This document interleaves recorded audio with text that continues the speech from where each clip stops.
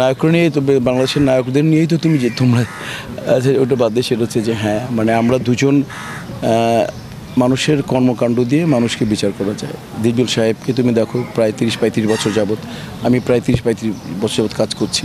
তো আশা করি মনে করো এত শক্তিশালী মানে কী বলবো, এত শক্তিশালী প্রেসিডেন্ট আর সেক্রেটারির আগে আসেনি।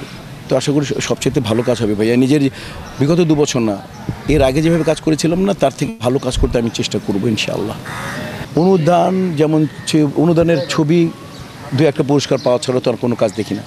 এতে সাধারণ মানুষের কোনো উপকার হয় না। একটা সিনেমা হল খুলি না, অনুদানের ছবি কখন রিলিজ হচ্ছে, কোথায় রিলিজ হচ্ছে আপনারা বলতেও পারবেন না। আপনারাই বলেন যে হল থেকে নামিয়ে দিয়েছে বা এরকম। তো আমরা অনুদানের ছবির ব্যাপারে আমরা বলবো যে কমার্শিয়াল ছবিকে বেশি ঘরানার ছবিকে যাতে বেশি দেওয়া হয়, এটা আমরা আমাদের প্রস্তাবে আছে ইস্তেহারের জন্য। আমরা মন্ত্রণালয়ে বসে বলবো যে সাধারণ মানুষের বিনোদনের জন্য তো আমরা কিছু করি না।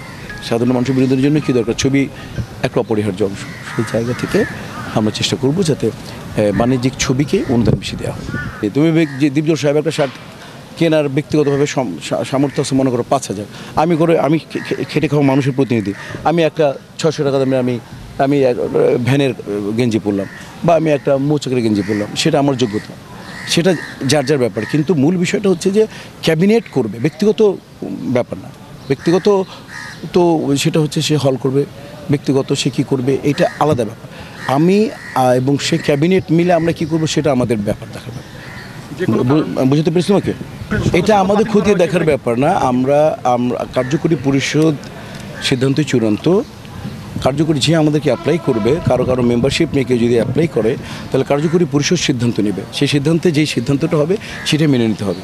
সেখানে যদি শাহরুখ খানও চলে আসে তাহলে শাহরুখ খান যদি ধরি শাহরুখ খান বা অমিতাভ বচ্চন করলো যে আমার এই ক্রাইটেরিয়া আমি বাদ পড়েছি, কেন বাদ পড়েছি দেখেন আমি বাদ পড়ার মতো না, সেখানে কার্যকরী পরিষদ যে সিদ্ধান্ত নেবে সেটা চূড়ান্ত।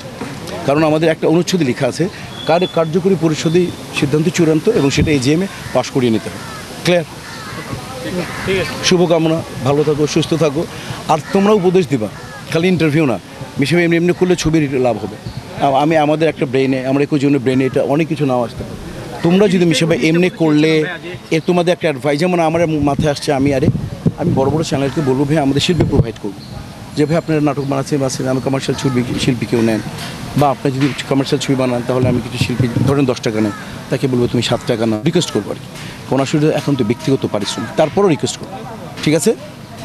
আমি ওই জিনিসটা বুঝাতে চাই, উৎসব কেন্দ্রিক যে এত সিনেমা না হয়ে যদি প্রতি মাসে যদি একটা করে আসতো এরকম কোনো, এটা তো এটা ভাইয়া আমরা শিল্পীদের রিকোয়েস্ট করতে পারি, আমরা তো শিল্পীদের লিডার। এটা ছবি তো যারা আগে তো ছবিটাকে বানাতে হবে। যেমন মনে করো আমি একটা ছবি হয়তো বা একটা বিশেষ কনসিডার করলাম, এটা ব্যক্তিগত ব্যাপার। যদি এরকম শিল্পী সমিতিতে কেউ বলে যে ভাইয়া ওই শিল্পীকে নিতে চাই, একটু যদি কনসিডার করা যায় বা এটা তাহলে একটু মানে আমরা 10টা ছবি করবো, 5টা ছবি করবো, সেই সূত্রে ওই প্রডিউসারকে উজ্জীবিত করার জন্য আমরা একটা স্টেপ নেব। মনে করো তুমি দেখো একটু যদি পারিশ্রমিক যদি কনসিডার করো ভালো। কারণ আমি তো বলতে পারি না, রিকোয়েস্ট রাখতে পারি, রাইট? তোমরা একটা বেতন নেও না ভাইয়া, আমি বলবো নাকি বেতন কমায় তো কালকে, এটা বলতে পারি। তাই রিকোয়েস্ট করতে পারি যে একটু খারাপ সময় যাচ্ছে এই অফিসের, একটু 3টা মাস একটু কনসিডার করো, পরে বোনাস সহকারে দিব, রাইট? তো ছবি যখন ভালো হবে তখন তো সবাই কাজ করবে। ওকে।